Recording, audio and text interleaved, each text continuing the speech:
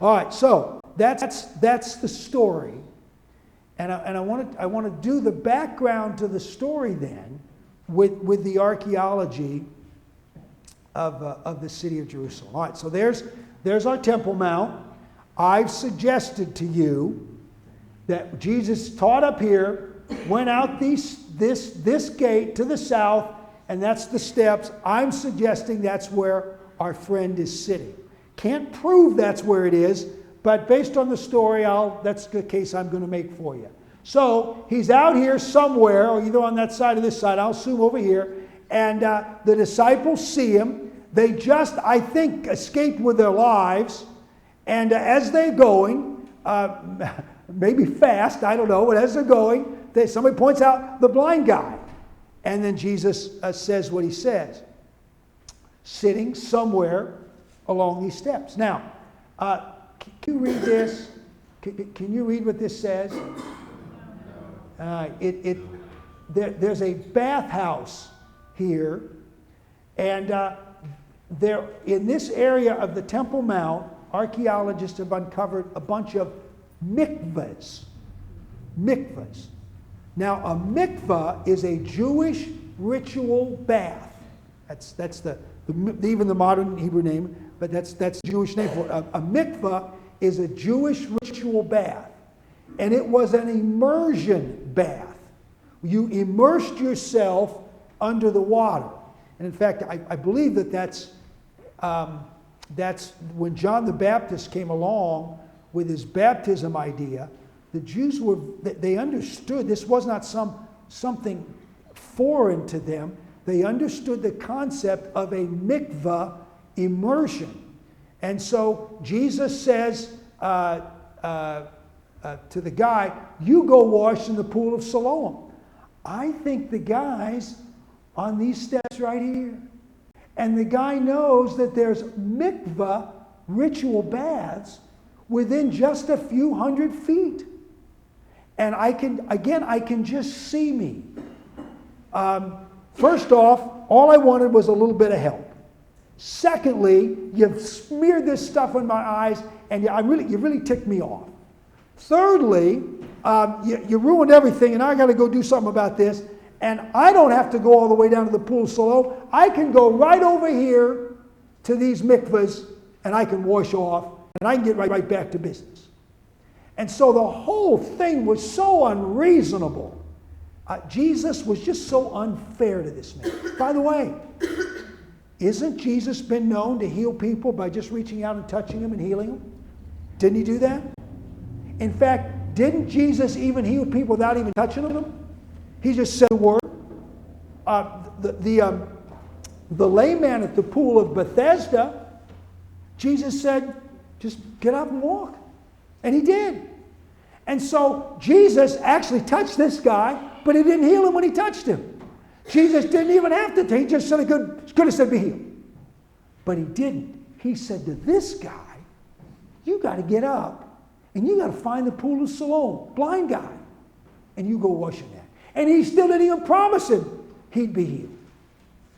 Now I'm going to remind you, there's an awful lot of times in life that God asks and expects us to do things that aren't fun and don't seem fair. The God of the Bible is not all about fair, really. It's not about fair. If God was fair, I'd still have hair. We're not talking about fairness. It's not about fair, but it's all about God's plan for you. And the lame man at the pool of Bethesda, Jesus healed him that day, just spoke the word. The blind man, Jesus says, you got to walk. And in fact, remember at the pool of Bethesda? Do you remember the story? Jesus had to step over a bunch of other sick people to get to that guy. And the Bible doesn't say a word about him healing any of the rest of them. That day, it was his day. And one of the things we've got to get used to with God is he's working his plan for each one of our lives, and it may not feel or seem fair or right at the time. And what we do is pout when it doesn't go our way, and I'm an expert on pouting. And we got to get past that. And we've got to understand that when this stuff comes into my life, Jesus either sends it or allows it. And it's all to manifest His works in my life, and it will be for my good. But it's not fair. But that's so-and-so. And so this guy had to make a decision. Am I going to do what he says? Or am I going to pout? Or am I going to go to these bathhouses right here? What am I going to do? And he had to make that decision. Well, that's where I suggest he was. And this is a look, archaeologically, at those stairs today. Now, this part's been reconstructed, but you can see the original parts that are still there, and they reconstructed the rest of it around them. Those sets of doors, the triple doors are down here, and the double doors are right there. There's the triple gate. Another view of it. And there's those baths right there, right next to those steps. Those Jewish ritual baths called mikvahs. And here's where the double door is. And actually it's cut off by a more recent building. The double door goes there. Let me just show you. That's the... by the way, this slide's really nice because Dr. Wood made it and I borrowed it from him.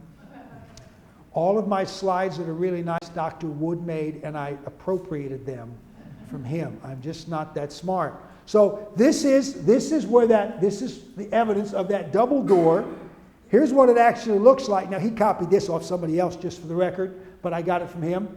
Here's right there where we're just looking at, right there. That spot right there. The stairs are there. This is the new building that they just built to the south, and this is that double gate looking inside, and then the stairway would go up to the Temple Mount. That's what it looked like. Archaeologists have been in here and have excavated, have measured, have drawn, have photographed all of this. In fact, the guy who did it, his name is Lane Rittmeyer. Lane is a wonderful friend of ours. He's the architect for our Kirbet El Makader excavation. We got any Lane stuff on the table? All right. His Temple Mount book? Yeah. His Temple Mount book is on the table. This actually came from his book. Lane's the guy who did all the research. He was there. When they excavated, he was the guy that went in, measured, drew, photographed, all of this stuff. He's the guy, and this is how it looked. And then at the end, you went up the stairs to the Temple Mount. This is actually a photograph of what it looks like in there. Incredible architecture, just an incredible scene. This is inside the gate. I assume the blind man was sitting on the outside.